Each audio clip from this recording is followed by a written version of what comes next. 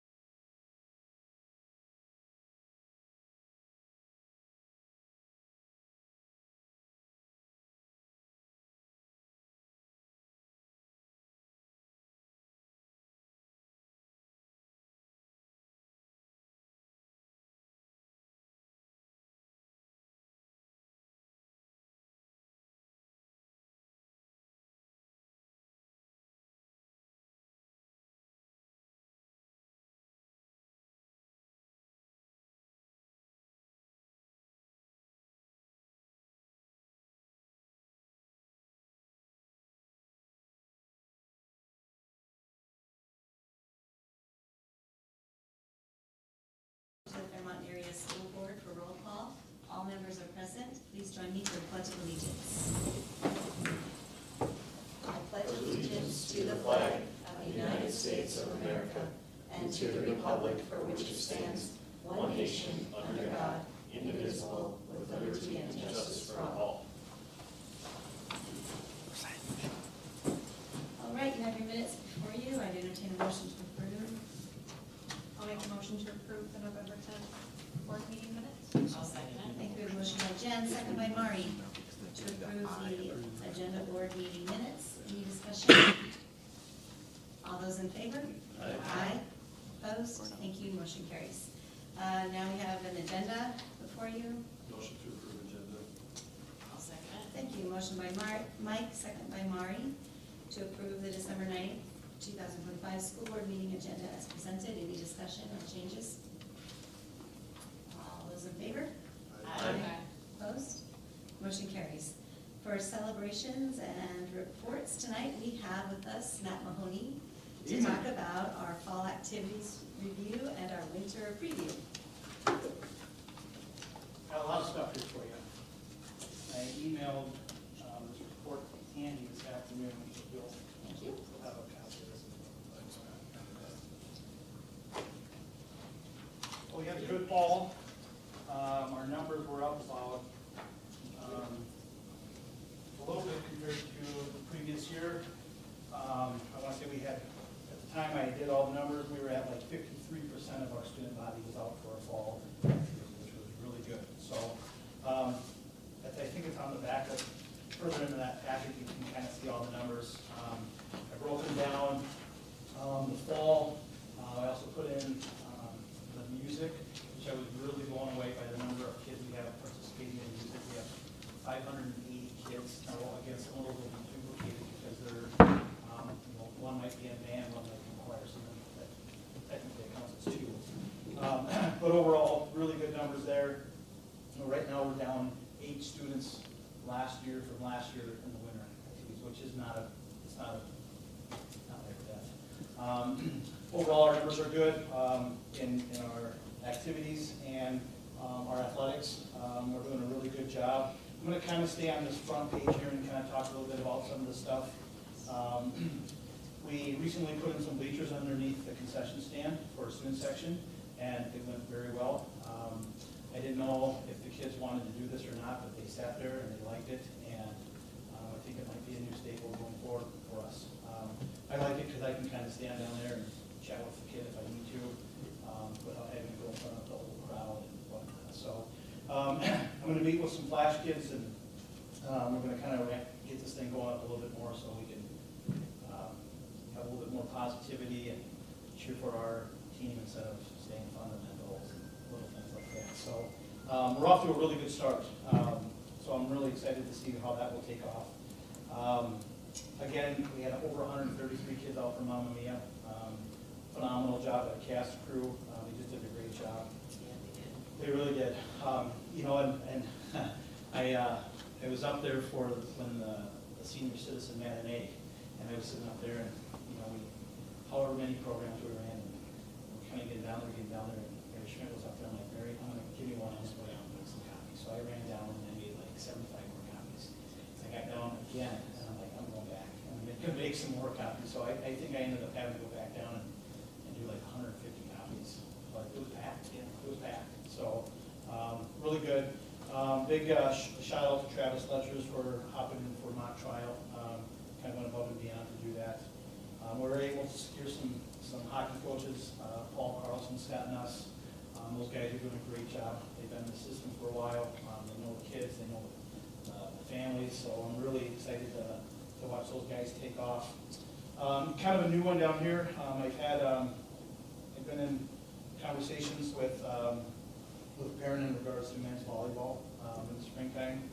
So that's something that I'll probably come at some operations committee sometime in the future with more information. I'm not sure how this is going to look yet. I know that it is growing. I did my research, and I think there's like 84 teams in the state that are doing it. The downside to this is that the closest competition will be Boston. Nothing in the Mankato area, nothing really to the west, and then you're kind of in the metro area. So We kind of became familiar with that with the girls played football last year, didn't we? Yeah, we sure did, yeah. And I would say, just to talk real brief on flag football, but now it's also starting to spread out. So now there's more and more teams that are signed up for it. I think I have a Zoom next week, and kind of fortunate that I kind of on the, I don't know how to say this, small committee to continue to grow flag football with Vikings. So there's like 10 of us that are on this committee, and we're going to meet next week. So AAA, going to meet next Thursday and pick our AAA recipients. Minnesota State High School, some stuff with the Minnesota State High School League. The 9th grade governance, kind of big news. So in the past, the MSHSL would govern grades 10 through 12. Now they're adding 9th grade to the mix. Really, there's not much change other than the levels of things. Before, we could have 9th graders kind of jump around, and we could have 8th graders go up to 9th grade. Well, now we can't do that, because now they can only participate in a specific amount of contests. For like example, basketball, I think you get 25 games. So an 8th grader can't go up and play games at the 8th grade level and then come up and play at the 9th grade level like they have potentially in the past. So, and then they also can't go up and down. So I think we kind of got that under control. Even as a conference, I think we're in a good place. Again, the Minnesota State High School League online ISD, something that Andy and I have kind of talked a little bit about. But I think there's also a lot of growing discussion on this one. Arbiter, this will be big news coming next fall. Our Big South Conference website that has all of the activities on that, they got sold to Arbiter, so this year is kind of a transition year, so it's going to look different. I've been playing around with it, and I'm getting more and more used to it. I kind of like it, but it's going to be a change for everybody. So kind of keep an eye on that. Our Unified Cardinals were chosen as to represent Minnesota for their 2025 ESPN Honor Roll. We got a pretty nice banner. We actually put it up in the gym last week, so it looks really nice up there. We also, at our athletic council meeting, we talked a little bit about dual sports.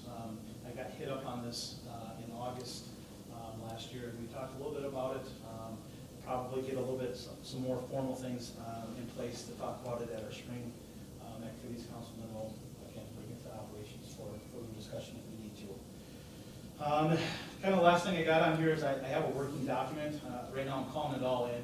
I'm not sure what my end goal is with this document yet, but you guys will be able to open up that link in your guys' email under this report. And basically what I'm doing is just looking at the number of kids that have gone on to the next level and participated, and all the different options that they have, all the different things that these kids can do while they're in high school, good and bad.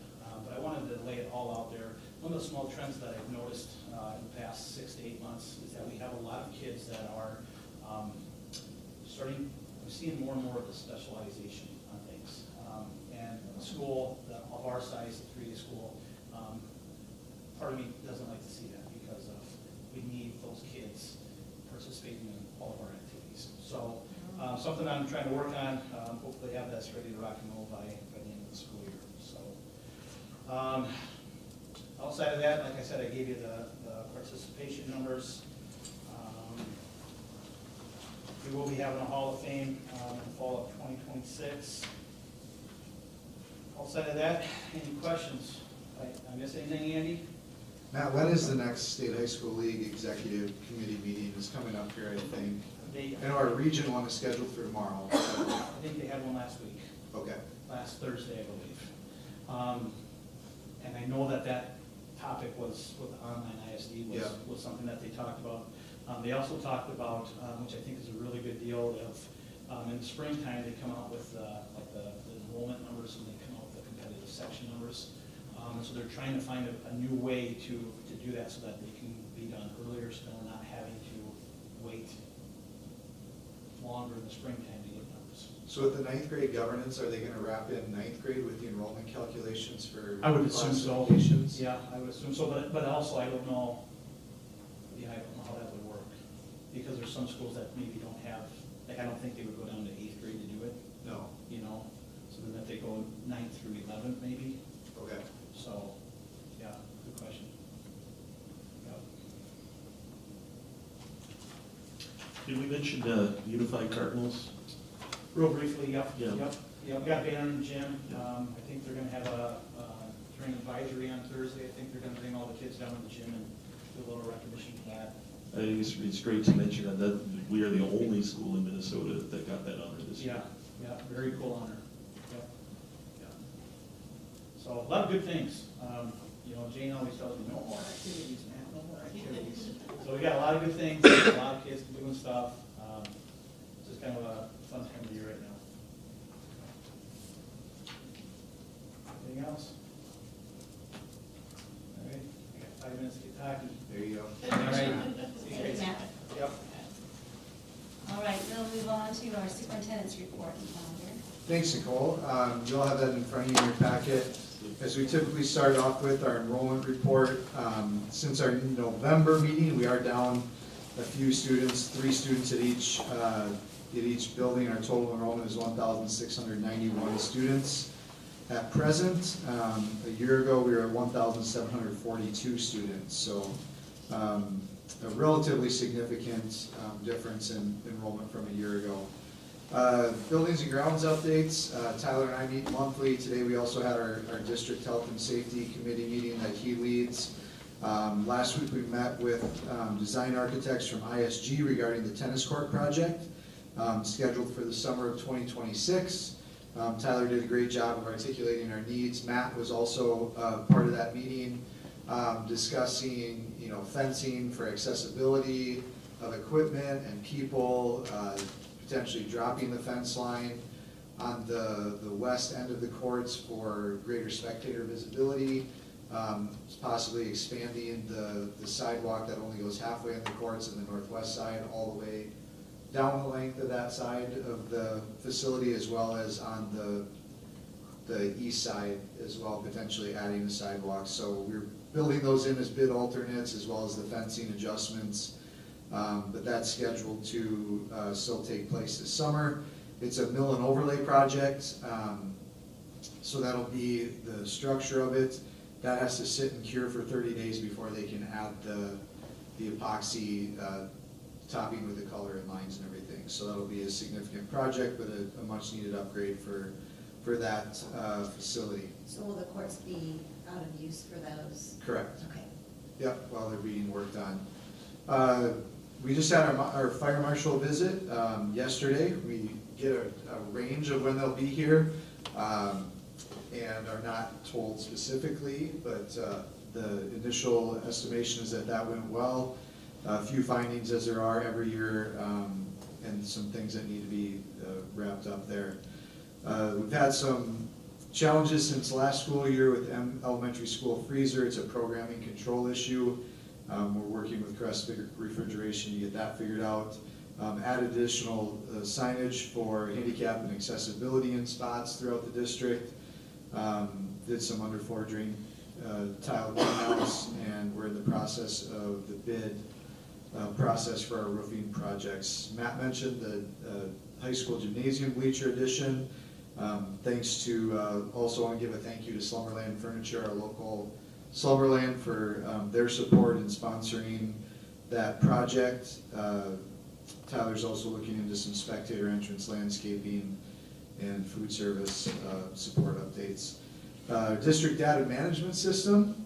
For a long time we used a product called Viewpoint as our district's data warehouse for testing results and other data metrics. Viewpoint is no longer in operation. We're in the process of transitioning to branching minds for that service. Lastly, last week, Molly Weinberger, who works for Counseling Services of Southern Minnesota as our on-site mental health partner, she provided a presentation to staff as part of our continuing education needs. Just a reminder to anyone who's watching or views the recording, our next school board meeting will not be till January 13th, 2025 or 2026. I have a misprint there. Get used to writing 2025. We need to change that date, but it will be January 13th, 2026. Thank you.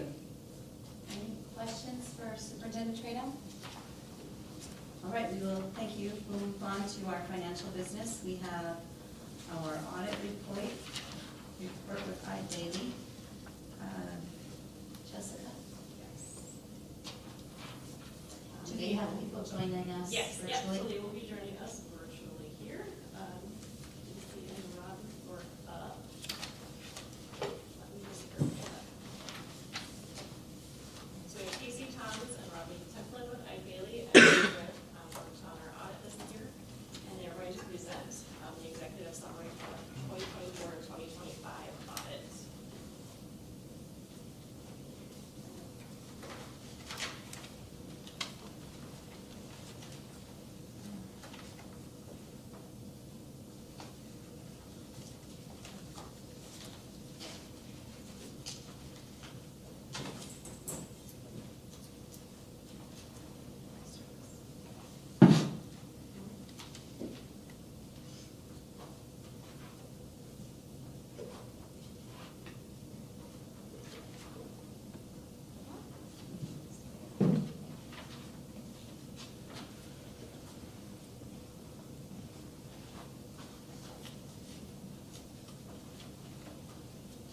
Okay, Casey, can you talk first? Yes, can you hear me okay? Yes. Okay. There's a little bit of an echo.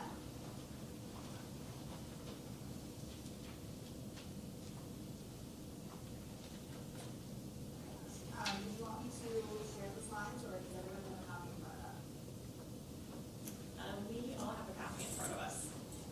Perfect. Jessica, she shares the slides. Will it show on the screen? That's- First, I just wanted to say thank you to you guys for being flexible with us today and allowing us to do it in remotely instead of joining in, or instead of driving in this upcoming weather. I don't know where it's going to so that's all. We appreciate it. Thank you.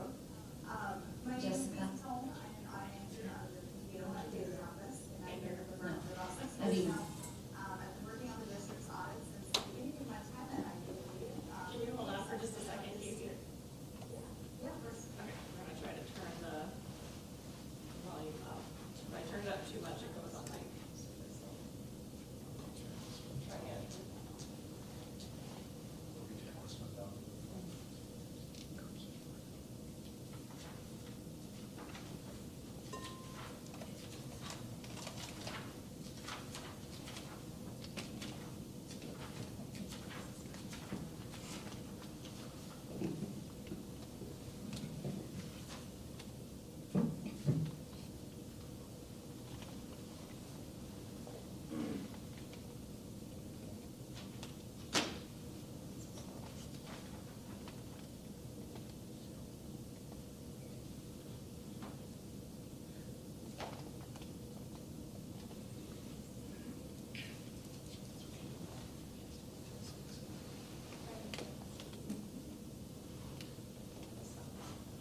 This is a motion to approve the audit?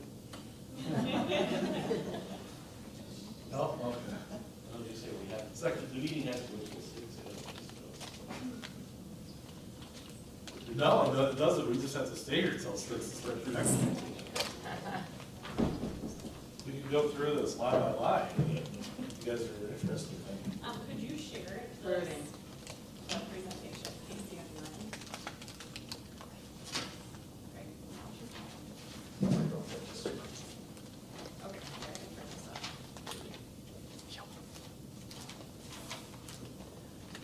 We're trying to get rid of the feedback. When you like are ready, you should mute yourself. You don't need to pick up for talking back to you when you're ready. Just stop.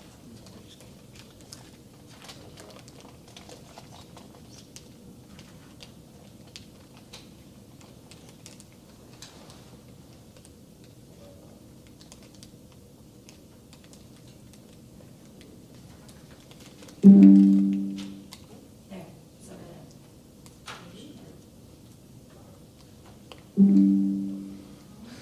What? Thumbs up. Okay, I'm going to, can you talk for a minute, see how loud it is? Yes, testing, testing. And I'll mute yourself and see if do what? If she. I see you muted yourself, so I'm just gonna go, I think, if that sounds good to you. All right, so as I had kind of started saying, I'm an audit manager out of Mankato at Bailey office. This year was a little bit of a weird year for our audit team. I was out on maternity leave for a lot of the field work portion, the audit.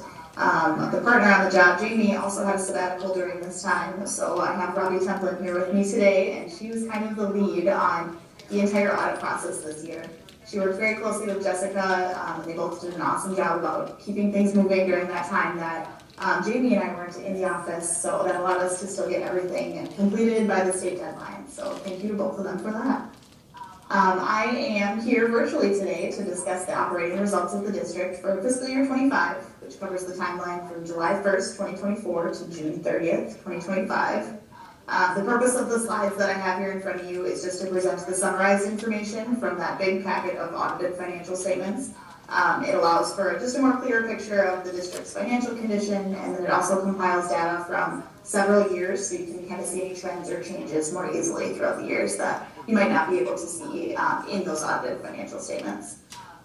Jessica, like I said, you're muted right now, so if anybody has any questions, just feel free to unmute, interrupt me, do whatever you gotta do. I will be happy to answer anything throughout this presentation here. So we'll start with the audit results here. The district received an unmodified or a clean audit opinion, which basically just means that we concluded that the financial statements were prepared using correct accounting principles. They do not contain material misstatements, and they are fairly presented. We call those the big three. We always like to emphasize that management is responsible for those big three items.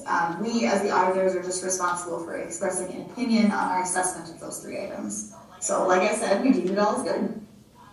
We also like to mention that with the audit we obtain is reasonable but not absolute assurance. We test things on a test basis. Like I said, we can't test 100% of every transaction that you guys are doing throughout the year. So we just do a risk assessment at the beginning of the audit, and we'll spend more time in areas that we might think there's like a higher risk for error, but we just overall can't look at everything. So we can't give you 100% assurance. This year, the district expended about $2.1 million in federal awards, which triggered the requirement for a single audit, which is an audit of the federal funds. The major program that we tested this year was the Child Nutrition Cluster, which made up about $1 million of these federal expenditures. For our single audit, we test quite a few transactions in these programs.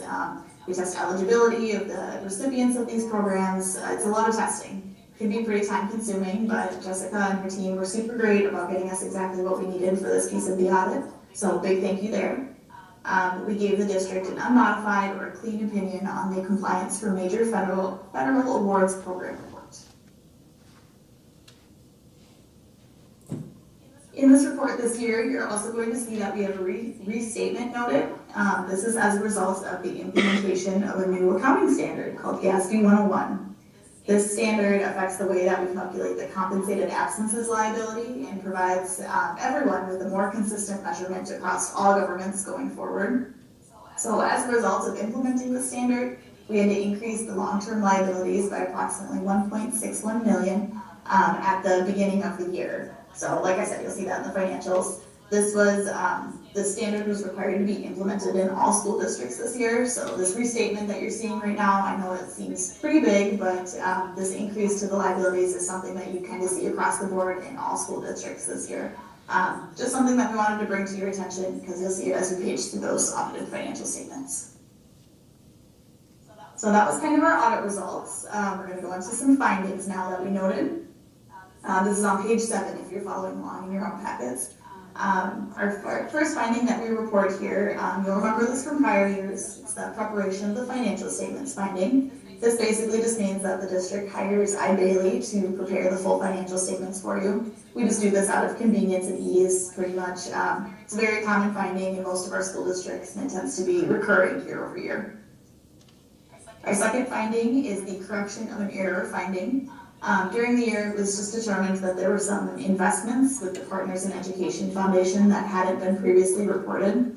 The district received some legal advice on this and worked pretty closely with the Partners in Education group to get it all corrected.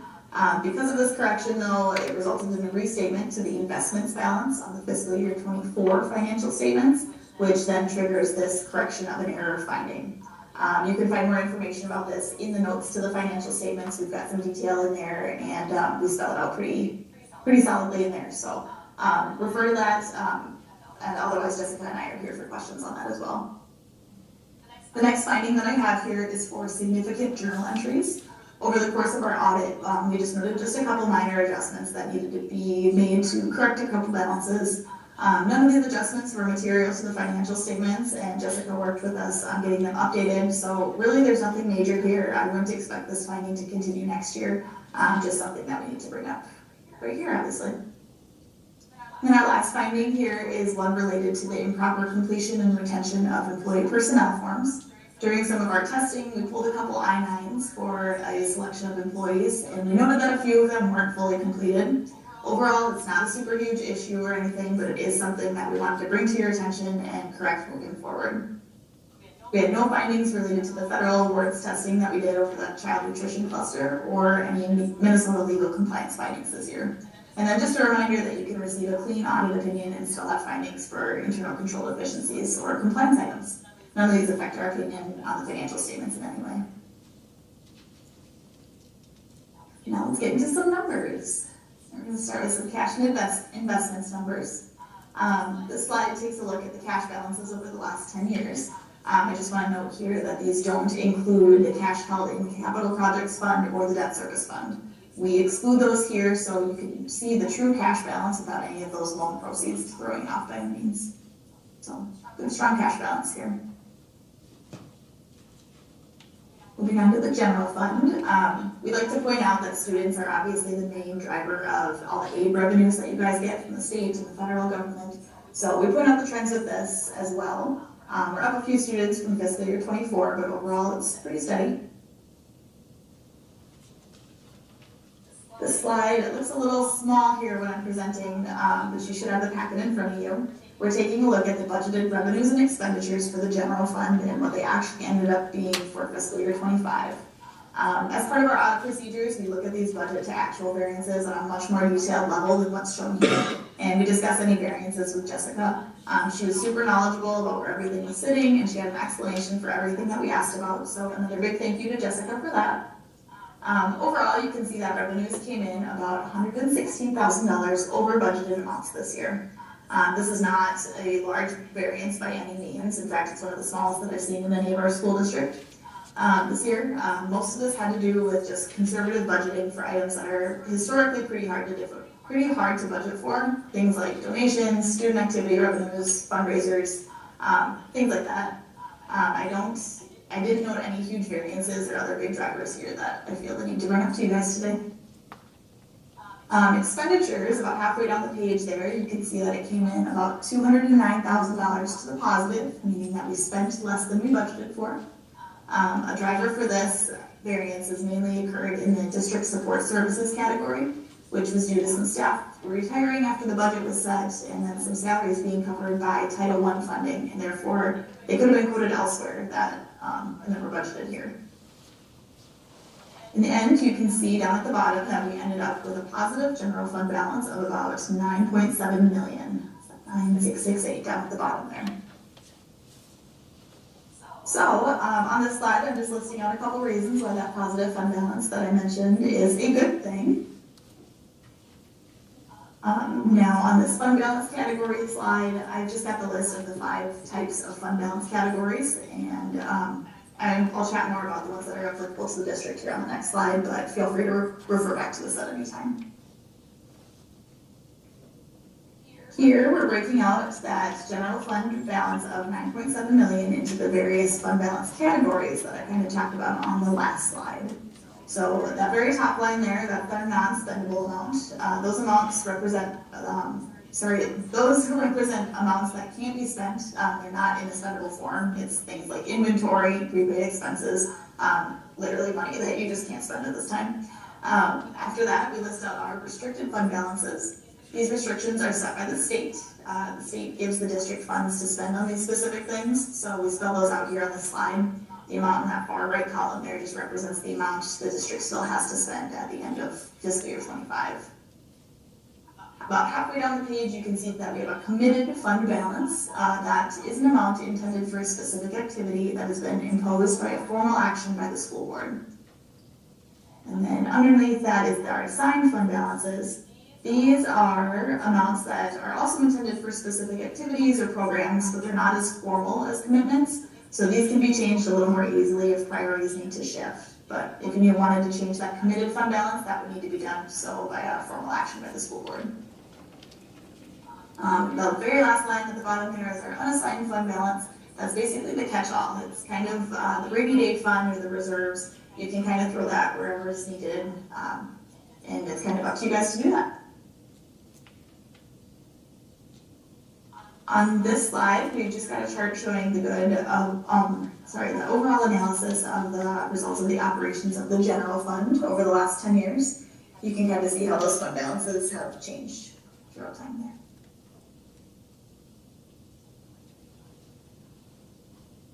Right, here on this page, we're first pointing out the district's fund balance policy, which is to strive to maintain a general fund unrestricted fund balance of between 12% and 35% of the operational budget.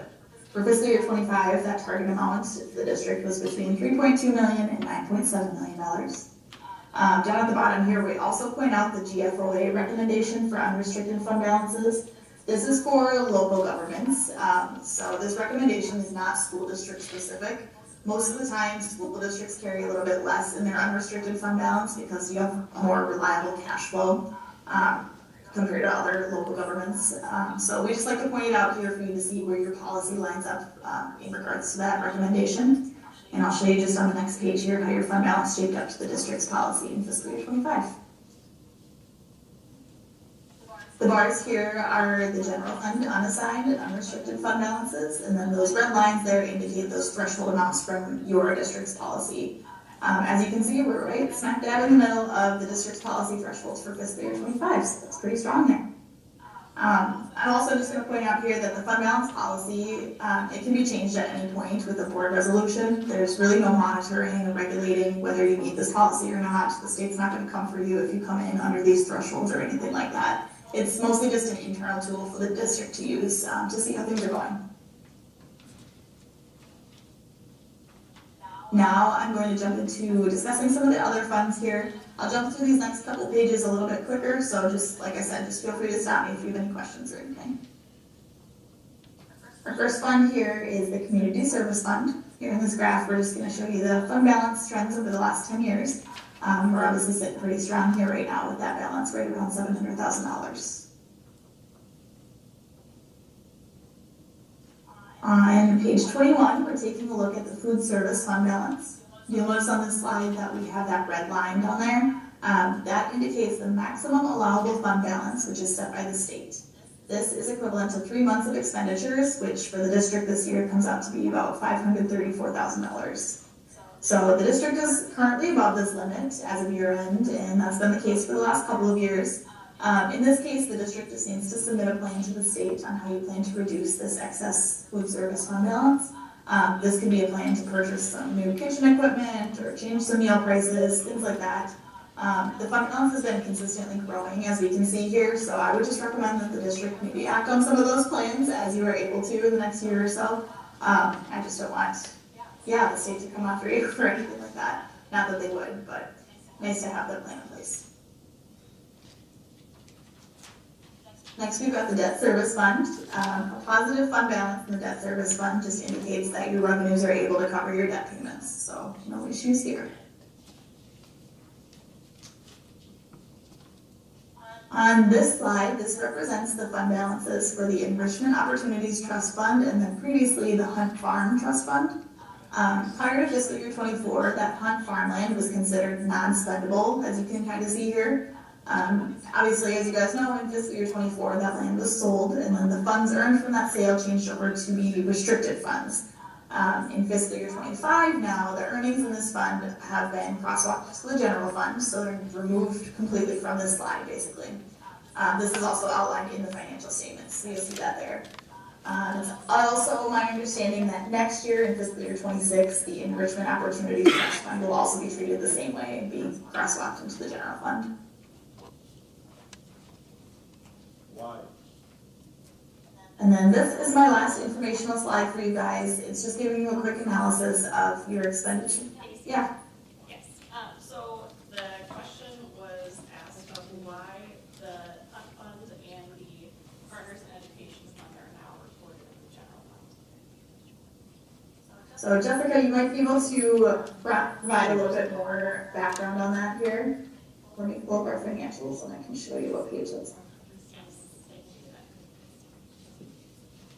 So we have found with the Partners in Education Fund that they, with our attorney, that they are district owned funds, and so therefore they're not underneath the permanent fund, they should be recognized in our general fund, and they did get moved, so we did recognize that. Oh, sorry, give me 1 second.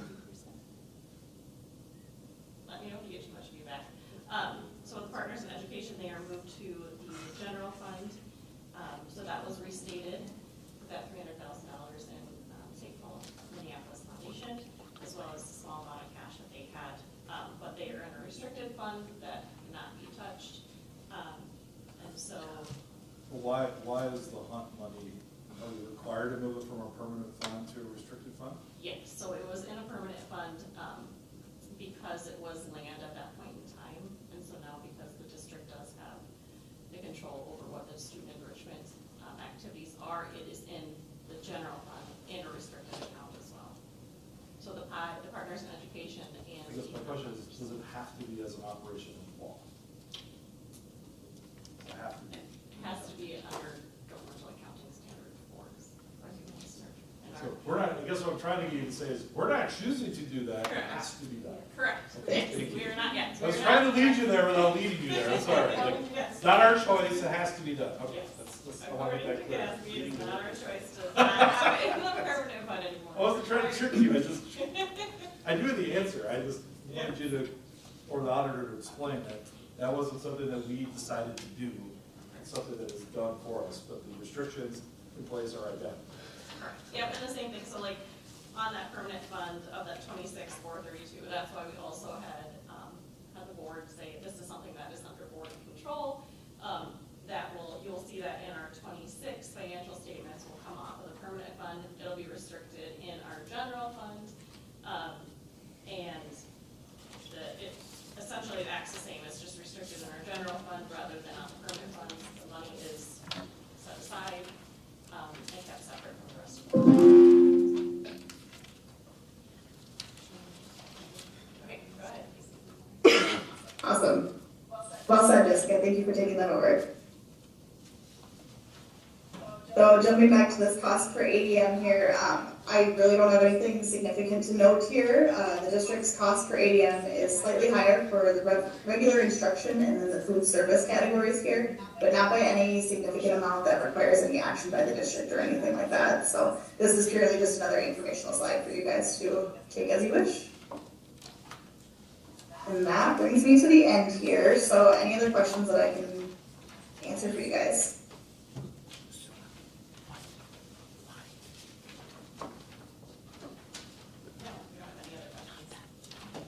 Wonderful. Well, if anything comes up later, Jessica has my contact information, so just reach out to me at any time. Again, thank you so much for letting us present this virtually to you guys today. I hope you all get home safe.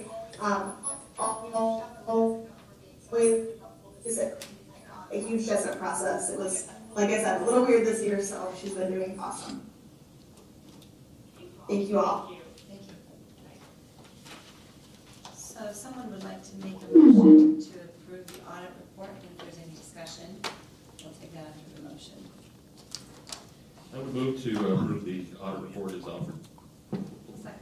Thank you. A motion by Dan, a second by Jen, to approve the 2025-2026 audit report as presented in Appendix A.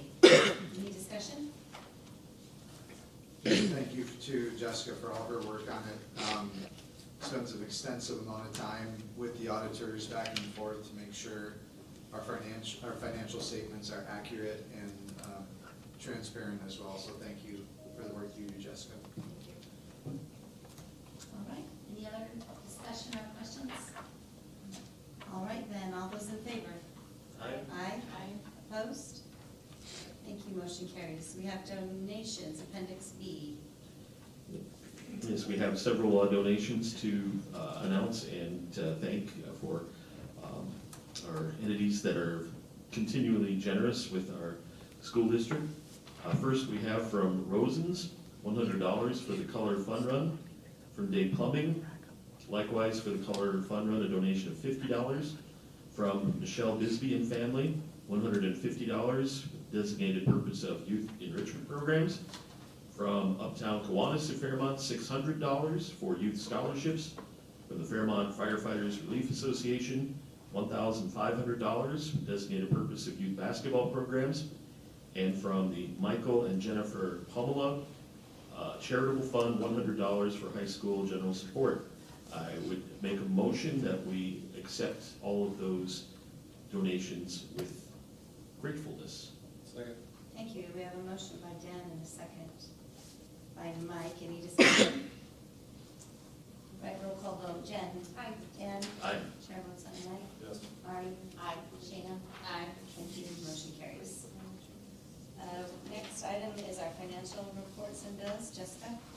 Yes, you have the bills for tonight, and then wire transfers from November 6th to December 3rd in front of you. Does anybody have any questions on any of the items?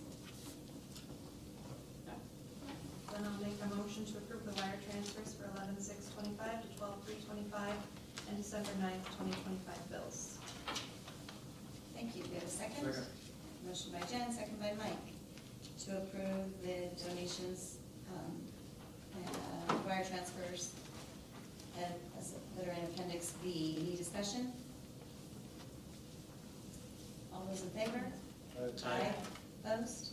Motion carries. We have no old business, so we'll move on to new business. Resolution establishing a combined polling place, Appendix C.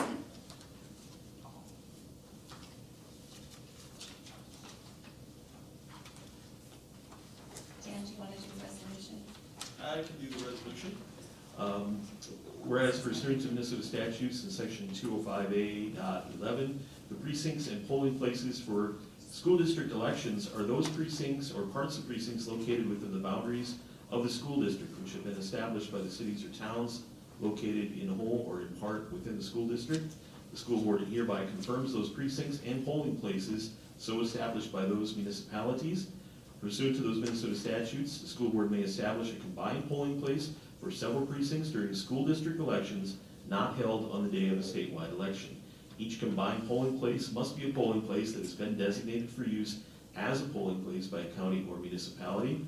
Therefore, be it resolved by School Board of Independent School District 2752 as follows. The combined polling place designated in this resolution is the polling place unless a change is made in accordance with Minnesota statutes or because a polling place has become available. The following combined polling place is established to serve the precincts specified for all school district special and general elections not held on the same day as a statewide election. The combined polling place being the Knights of Columbus Hall at 920 East 10th Street in Fairmont, Minnesota.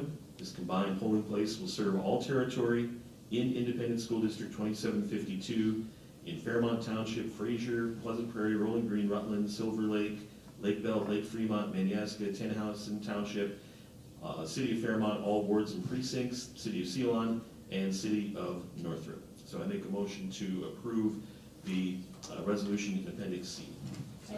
Thank you. A motion by Dan, second by Mike. Can I just make one correction? It said, or because a polling place has become, it needs to be unavailable. I think you said available.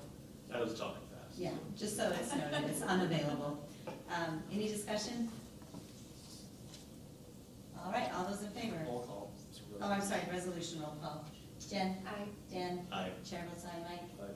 Maureen? Aye. Shayna? Aye. All right, thank you, motion carries. And thank you, Dan, for. I think we bringing should that. Dan do all our resolutions. I know, he does a great job, doesn't he? I don't think it should be unfavorable. Okay, moving on to policy revisions, Appendix D. Shayna? Yes, at the November 19th meeting, the policy committee approved the change of policy number 584 school meals policy, so if you reference appendix D, it's just a change of language in there, so versus lunch, we say meals. So I'm gonna make an motion to approve, a revised policy for 534 on school meals policy. I'll second it. I think we have a motion by Shane, a second by Mari. Any discussion? I just have Dan read the I- policy this week. We're at 6 o'clock, so. Oh, no, that's what they're time, okay. No, I just wanted to have, one of the things with the meals too, is just to clarify, you know, it's widely known, the state does provide breakfast and lunch for our students through reimbursable meals there. That is for the first meal. So if students want a additional portion, they do have to pay for a second entree, which is also highlighted here when it says eligible reimbursable first meal. So it's not an unlimited access component. They get the first meal, and then if they want a second meal, they do have to pay for that or have funds in their lunch account. And a la carte does not count as a reimbursable. Correct. Okay, any further discussion? All those in favor? Aye. Opposed? Motion carries. Employment, item C. Principal Buskey and Schultz have recommended that Janessa Nelson be hired as an elementary special ed paraprofessional, step 1, effective November 17th, 2025. So I will make a motion to approve the employment of Janessa Nelson, effective November 17th, 2025. I'll second it. I think we have a motion to second. Any discussion? All those in favor? Aye. Opposed? Motion carries. We have a resignation, item D. I'll make a motion to accept the resignation of Veronica Valderas, high school paraprofessional, with effective date December 2025. Thank you. I'll second. We have a motion and second. Any discussion? All those in favor? Aye. Opposed? Motion carries. Okay, we have contract settlements for the community outreach coordinator and the community outreach liaison, appendix E and F. I'll make a motion to approve the contract settlement for the following groups. Community outreach coordinator for the 2025-26 and 26-27 school years, and the community outreach liaison for the 2025-26 and 26-27 school years. I'll second it. Thank you. We have a motion and second. Any discussion? All those in favor? Aye. Opposed? Motion carries. And moving on to board committee reports, operations committee, Mike. We met a month ago, and we met yesterday.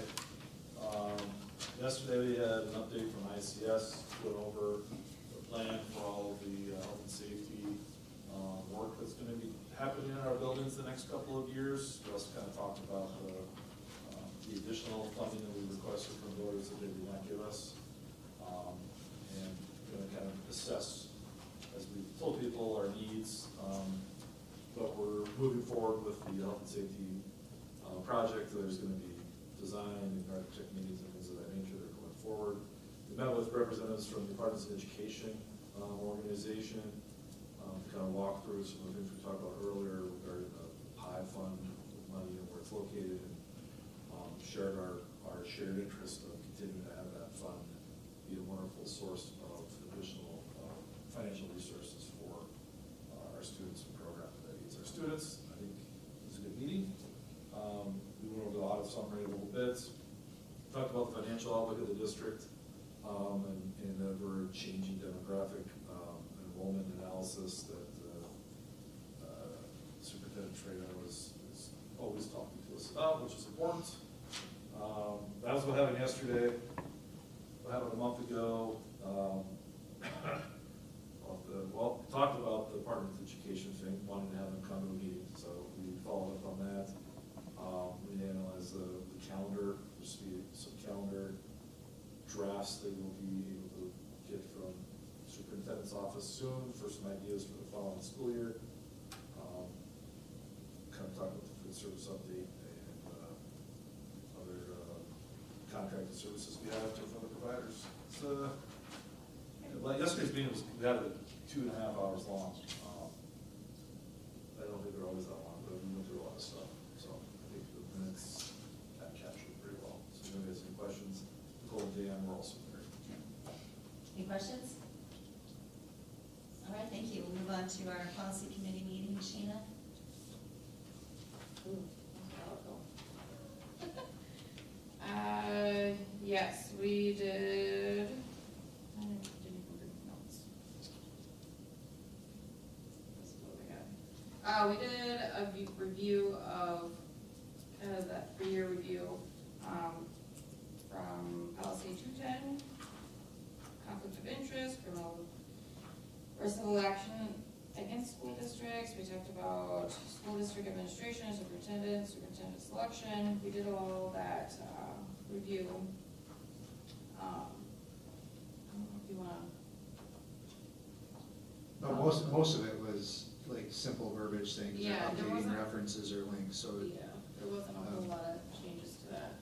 Again, like you said, we brought the meal changes to the board today, so. Yeah, even though we're required to review these, some of them annually, some of them every 3 years, usually there's not very many changes, it's just suggested verbiage or a new notation to a law or addition. So most of them, because there's no change in the meaning or the way that we do the policies, and there's no need to bring it to the board, so, yeah. All right, thank you. Any questions for Shayna? Okay, then. Make a motion to adjourn the regular scheduled board meeting. Second. Thank you. Motion by Mike, second by Mari. All those in favor? Aye. Opposed? Motion carries. Now we have the truth and taxation portion of our meeting. Make a motion to open the public truth and taxation hearing. Second. Thank you.